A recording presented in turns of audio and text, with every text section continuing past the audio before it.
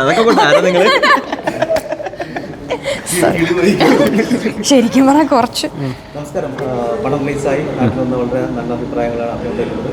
എല്ലാവരും ഞങ്ങളോട് കഴിഞ്ഞ ന്യൂസ് പോയ സമയത്ത് ചോദിക്കുന്നത് എസ്തർ സിനിമയിൽ നിന്ന് എന്താണ് മാറി നിൽക്കാൻ കാരണം, എത്ര കാലം മാറി നിൽക്കും, എന്തൊക്കെയാണ് എന്നുള്ളതാണ്. ഞാൻ മാറി നിൽക്കാനുള്ള മെയിൻ റീസൺ എനിക്ക് പഠിക്കാൻ ഇഷ്ടമുണ്ടായിരുന്നു. പിന്നെ ഞാൻ വർക്ക് ചെയ്യുന്ന ഫീൽഡ് എന്ന് പറഞ്ഞാൽ ഡെവലപ്മെൻ്റ് ആണ്, ഇൻ്റർനാഷണൽ ഡെവലപ്മെൻ്റ് ആണ് ഇപ്പോൾ ഫോക്കസ് ചെയ്യുന്നത്. I have always had A passion for that and I think ഞാൻ അവിടെ നന്നായിട്ട് ഫിറ്റ് ഇൻ ചെയ്യുന്നു. ഞാൻ ജോലിക്ക് അപേക്ഷിക്കുന്ന പോലെ ഉണ്ട്, എന്നാലും കുഴപ്പമില്ല. അപ്പോൾ ഞാനൊരു നല്ല കാൻഡിഡേറ്റ് ആണെന്നാണ് ഞാൻ വിശ്വസിക്കുന്നത്. അതുകൊണ്ട് I would like to work for a couple of years if I am offered a job in my field.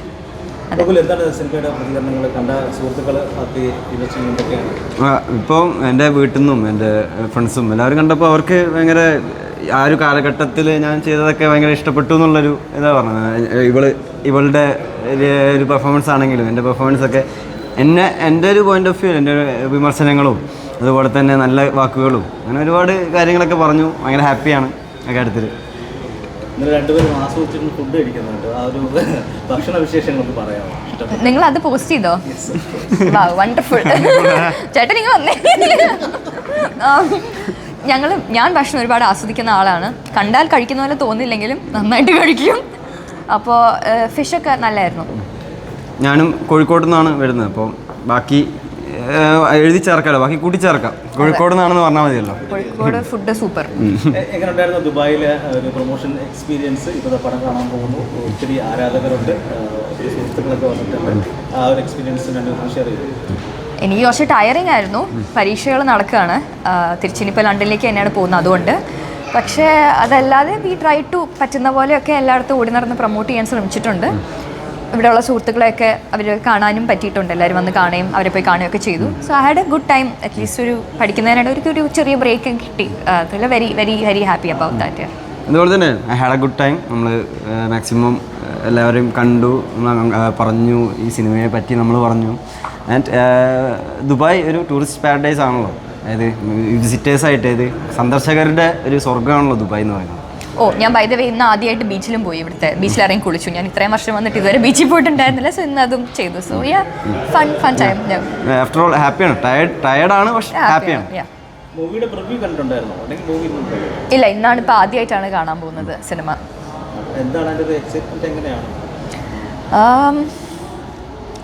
I don't know. ഞാനങ്ങനെ ടെൻഷൻ അടുപ്പിക്കാമല്ലോ. എക്സൈറ്റ്മെൻറ്റിൻ്റെ കൂടെ കുറച്ചൊരു ടെൻഷനും വരുമല്ലോ, എങ്ങനെ ആൾക്കാർ റിസീവ് ചെയ്യുന്നുള്ളത്. I try to keep it very low profile, കാമായിട്ടിരുന്ന് നമ്മൾ അഭിനയിക്കാത്തൊരു പുതിയ സിനിമ കാണുന്ന പോലത്തെ ഒരു ഫീലിങ്ങിൽ പോയി കാണുക. ആൻഡ് ദെൻ അത് അങ്ങനെയുള്ളൊരു എക്സൈറ്റ്മെൻറ്റ് ഉണ്ട്, ഇല്ല എന്നല്ല. കുറേ നാൾ കൂടി വലിയ സ്ക്രീനിൽ കാണുന്നതിൻ്റെ, but also trying to keep calm. നമ്മുടെ പാട്ട് നമ്മൾ ചെയ്തു. ആൻഡ് നമ്മൾ ആ പാട്ട് ചെയ്ത വർക്കിൻ്റെ ഒരു ഫ്രൂട്ട് എന്താണെന്ന് അറിയാൻ വേണ്ടിയിട്ട് പോകുന്നതിൻ്റെ ഒരു എക്സൈറ്റ്മെൻറ്റ് ഉണ്ട്. അതുകൊണ്ട് ഹാപ്പി. കഥ പറഞ്ഞ് കേൾപ്പിച്ചല്ലോ സംവിധായകർ. കഥ പറഞ്ഞ് കേൾപ്പിക്കുന്ന സമയത്ത് നമ്മൾ വായിച്ച് മനസ്സിൽ കാണുന്ന ഒരു സമയമൊക്കെ ഉണ്ടായിരുന്നു, പ്രത്യേകിച്ച് 70 കാലഘട്ടങ്ങളൊക്കെ പറയുന്നത്. അത്തരത്തിൽ നമുക്ക് ഒരു വിഷ്വലൈസ് ഉണ്ടാവും നമ്മൾ കഥ കേൾക്കുമ്പോഴത്തേക്കും. ആ കാണുന്ന സമയത്ത് എപ്പോഴെങ്കിലൊക്കെ തോന്നിയിട്ടുണ്ടോ സംവിധായകൻ ഇത് എൻ്റെ ചിന്തകളാണ് കുറച്ചുകൂടെ ഉണ്ടായിരുന്നത്, ഇങ്ങനെയൊക്കെ ആവാമായിരുന്നു? എനിക്ക് തോന്നുന്നു എൻ്റെ പെർസ്പെക്റ്റീവ് നിന്ന് അങ്ങനെ ചിന്തിക്കാറുണ്ട്. പക്ഷെ അൾട്ടിമേറ്റ്ലി അത് ഡയറക്ടറിൻ്റെ ഒരു പ്രോഡക്റ്റാണ് സിനിമ എന്ന് പറയുന്നത്. അത് ചിലപ്പോൾ വിജയിക്കാം. Same with my perspective as well. ഞാൻ ചിന്തിക്കും എൻ്റെ തോട്ടാണ് നല്ലത്. അതിപ്പോൾ നമ്മൾ സിനിമയിൽ അഭിനയിക്കും മാത്രമല്ല, ഞാൻ ചിലപ്പോൾ ഒരു ആർഗ്യുമെൻറ്റ് റേസ് ചെയ്യുമ്പോഴും ഇപ്പോൾ ഈവൻ ഇൻ്റർവ്യൂ കൊടുക്കുമ്പോഴും ഞാൻ വിചാരിക്കുന്നത് ഞാൻ ചിന്തിക്കുന്നതാണ് ശരി എന്നുള്ളതാണ്. ബട്ട് അൾട്ടിമേറ്റ്ലി അങ്ങനെ ഒരു ശരിയും തെറ്റും ഇല്ലാത്തത് കൊണ്ട് ഐ തിങ്ക് ഇറ്റ്സ് ഓക്കെ. എൻ്റെ അടുത്തിടെ നമ്മൾ ആ ഡയറക്ടറിൻ്റെ വിഷൻ കംപ്ലീറ്റ് ചെയ്യാനാണ് സിനിമയിലേക്ക് വരുന്നത്. അപ്പം ഇവിടെയും അദ്ദേഹത്തിനൊരു വിഷനുണ്ട്. നമ്മൾ we try to give it our best. കാണുന്ന ആളുകൾക്കൊരു വിഷനുണ്ട്. അവരുടെ എക്സ്പെക്ടേഷൻസ് മീറ്റ് ചെയ്യാൻ പറ്റിയാൽ ഒരുപാട് സന്തോഷം. ഇല്ലാന്നുണ്ടെങ്കിൽ അതിൽ നിന്ന് ഞങ്ങൾ ഒരുപാട് കാര്യങ്ങൾ പഠിക്കാനുണ്ട്. അതെ, വിമർശനാത്മക ഇവള് പറഞ്ഞതിൽ കൂടുതൽ എനിക്ക് അതിലൊന്നും പറയാനില്ല. കൊള്ളാം.